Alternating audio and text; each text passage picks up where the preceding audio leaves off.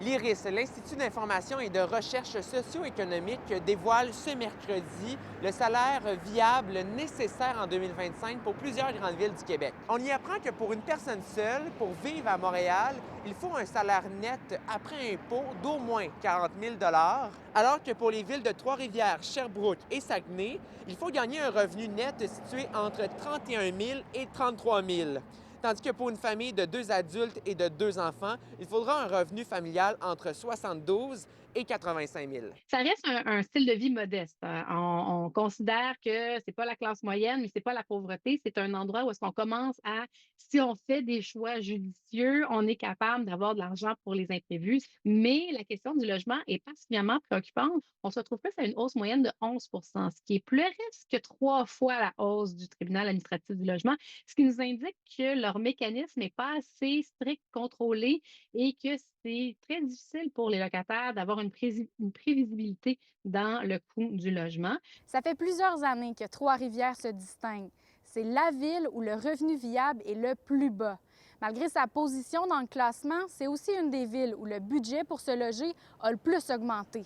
Pour une année, on parle d'une augmentation de près de 1 000 $ pour une personne seule. On craint vraiment les conséquences sociales de tout ça, parce que, bon, les gens, à un moment donné, seront juste plus capables. Du côté de l'alimentation, selon le rapport de l'IRIS, ça coûte plus cher se nourrir à Trois-Rivières qu'à Sherbrooke ou encore même Québec.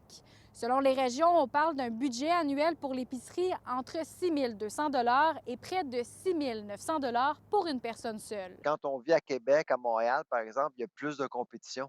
Alors, c'est sûr que souvent, les prix sont plus bas, puis on profite de l'efficacité des chaînes d'approvisionnement avec les ports, avec les routes. C'est à Saguenay que ça coûte le plus cher remplir son panier d'épicerie.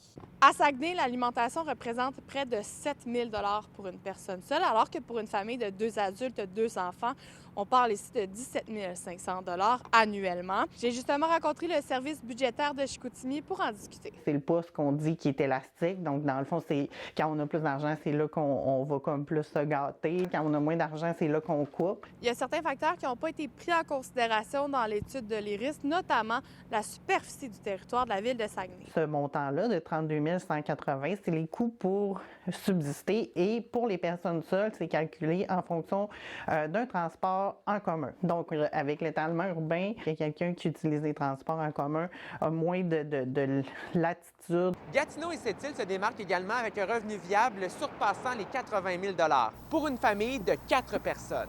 À Sherbrooke, Marc-Antoine Mailloux. À Trois-Rivières, Frédéric Bacon. À Saguenay, Jade Laplante. Pour Nouveau Info.